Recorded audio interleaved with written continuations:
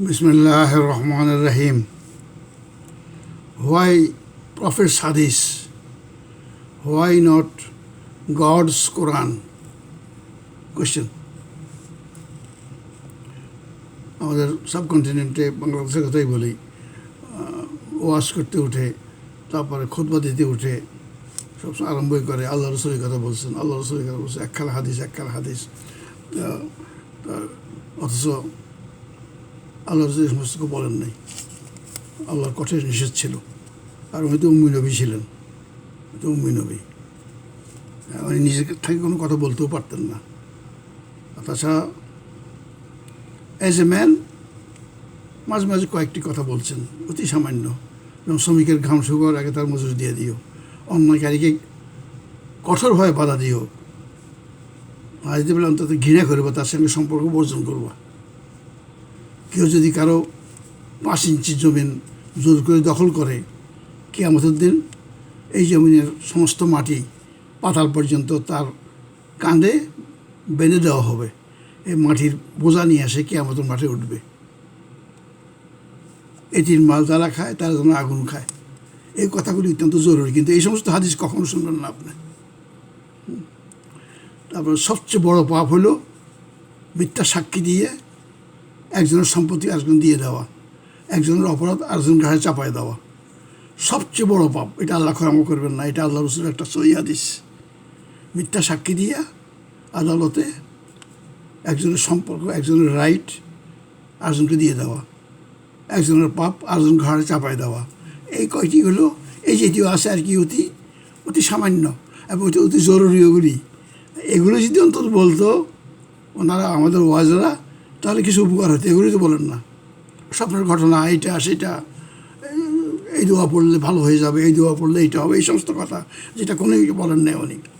দোয়া পড়লে কিছু হবে না, কাজ করতে হবে।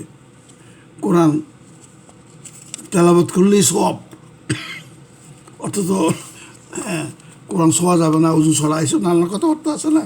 এই অথচ আল্লাহ বলছে যে তোমরা পরিষ্কার হাতে কোরআন ছুঁইবা। নামাজ পড়ার জন্য অজু খুব সংক্ষেপ, মুখ দিবা, হাত দিবা, মাথা মুছবা, পা মুছবা, পরিষ্কার কথা, আর কিছু না। অজু সংক্ষেপ বলে দিয়েছি, আমি রেফারেন্স দিয়ে বলে দিছি। এই সমস্ত কোরআন থেকে দূর করার জন্য আর কি এই সমস্ত কথা।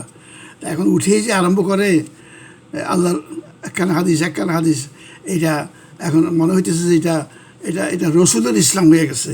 আল্লাহর ইসলাম, রসুলের ইসলাম, হাদিসের ইসলাম। আল্লাহর ইসলাম, কোরআনের ইসলাম নাই আর এখন আর। হ্যাঁ, এখন আমরা কিছু লোক বিশ্বাস করি, কিন্তু এটা যদি এখন থেকে প্রতিবাদ না করে, যদি না করি আমরা দলবদ্ধভাবে, আমি আপনি সবাই, খালি যখন উঠবেন ওনার দাঁড়াইতে, আপনারা আগের থেকে এটা চিন্তাভাবনা করেন, বলবেন যে না, আমরা এখন আপনি কোরআন রেফারেন্স দিয়ে কথা বলবেন। কোরআন তো সব ব্যাপারে আছে। Quran is a complete code of life. সব কিছু এখানে আছে। এটার বাইরে কোনো কথা বলার প্রয়োজন নাই। বিচার আচার বলেন, ধর্মকর্ম বলেন, রাষ্ট্র ব্যবস্থা বলেন, যুদ্ধ বিগ্রহ শান্তি, কোনো কিছুই কোরআনের বাইরে করার প্রয়োজন হয় না। কোরআন সব কিছু লেখা আছে, কীভাবে শান্তি করতে হবে, কীভাবে কী করতে হবে, সব লেখা আছে এখানে। সুতরাং যদি প্রতিবাদ করি আমরা, এখন থেকে যদি আমরা দাঁড়াইয়া বলি শান্তিপূর্ণভাবে, প্রথমে আপনারা চিন্তা করবেন, বলবেন। অনেকে চিন্তা ভাবনা করতেছে কিন্তু একসাথে হইতেছে না, তো কেউ এটা খুব জোরালোভাবে বলতে হবে। তা নাহলে কিন্তু কোরআন ইসলাম আর থাকতেছে না, হাদিসের ইসলাম হয়ে গেছে। আল্লাহর ইসলামও থাকতেছে না, রসুল ইসলাম, হাদিসের ইসলাম হয়ে গেছে, যেটা আল্লাহ রসুল কোনো সময়ই বলেন নাই, বলতে পারেন না। সেটা একটা আয়াত নম্বর দিব, সেটা পড়লে আপনারা বুঝবেন যে কথা অবশ্যই দিয়েছে আল্লাহ। কোরআন বহির্ভূত কথা বললে যে কী শাস্তি দিবেন সেটা আল্লাহ বলে দিয়েছিলাম। আয়াত নম্বরটা দিয়ে দেবো, এটার টাইটেল দিয়ে দেবো। তো আমার ভাইদের বলতেছি, আপনারা যখন ওয়াজে যাবেন, খুতবাতে বলবেন, ভাই এটা কেমন কথা, আপনি খালি হাদিসের কথা বলতেছেন, কোরআনের কথা বলেন না কেন? এটা গেলাম আমেরিকাতেও আমি প্রতিবাদ করছিলাম, তারপর পরে দেখলাম যে সেখানে আবার কোরআনের কথাই বলা আরম্ভ করছে। এই অবস্থা। ওই ভ্যানকুভার গ্রাম, সেখানে অবস্থা, সেখানে পাকিস্তান এরিয়া, সেখানে অবস্থা তো আরও খারাপ দেখলাম। বিশেষ কথাবার্তা বলে আল্লাহ রসুল সম্বন্ধে, এটা একদম সেরেকের পর্যায়ে পড়ে। বিশেষ কথাবার্তা বলে, যাই হোক, এই আমরাকে ভক্তি করবো অ্যাজ এ রসুল। সবচেয়ে ওনাকে তো দেখি না, ভক্তি করে অর্থ তো কবরে যায় বসে থাকা না। উনি যে কোরআনটা নিয়ে আসছেন, সঠিকভাবে আল্লাহর কালাম আমাদের কাছে পৌঁছাই দিয়েছেন, এটা যদি সঠিকভাবে আমরা মূল্যায়ন করি তবে ওনাকে সঠিকভাবে ভক্তি করতে হবে। হ্যাঁ, ওনার কবরে যায় বই থেকে ভক্তি করতে হবে না তো। ওনার যে কোরআন নিয়ে আসছেন, বিইং উম্মি, কোরআন যখন নাজিল হয়েছে তো কেউ তো শুনে না, আশেপাশের লোকেরা তো শুনতো না। জিবরাইল আমিন তোমরা অন্তরে যায় এটাকে প্রিন্ট করে দিয়ে আসছেন। উনি যখন ওই অবস্থার থেকে, ওই সময় তো একটু অন্যরকম অবস্থা হয়ে যেত ওনার। স্বাভাবিক অবস্থা আসার পরে বলতে আসো আসো আসো, কাগজ কলম নিয়ে আসো, লেখো, আল্লাহ এই কথা বলছেন। তো সাথে সাথে এগুলি আবার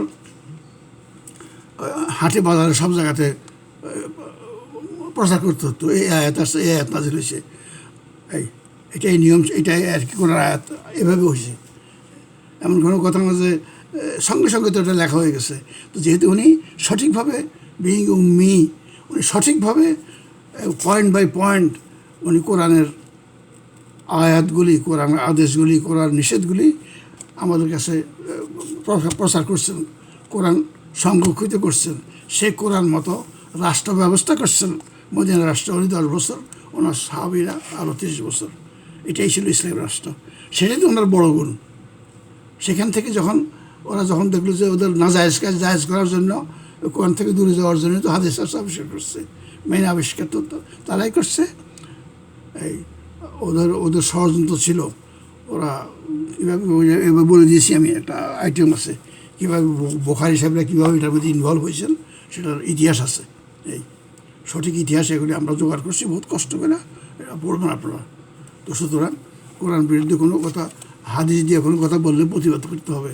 প্রতিবাদ করে বলতে হবে না, কোরআন থেকে বলেন, কোরআন আয়াত বলেন, এখন অর্থ বলেন। এখন থেকে যদি আরম্ভ করি তো হয়তো 400-500 বছরের ভিতরে আমরা ওই কোরআনের ইসলাম, আল্লাহর ইসলাম, আল্লাহ রসুলের ইসলাম দিকে ফিরে আসতে পারবো। আর যদি প্রতিবাদ না করি তাহলে সেটা কোরআন থেকে বহু দূরে একটা ভ্রান্তিময় ইসলাম, যেটা হাদিস নামে বলা হয়, সেদিকে চলে যাচ্ছে। কিন্তু মুসলমান সমাজ, মুসলিম উম্মত মুহাম্মাদি এখন কোরআন থেকে দূরে দিয়া হাদিসের ইসলামের দিকে চলে যেতেছে, যেটা আল্লাহ রসুল বলেনও নাই, এটা ওনার হাদিসও না। উনি কোরআনই প্রচার করছেন, মনে রাখবেন। কোরআনই আমাদের একমাত্র ধর্মগ্রন্থ।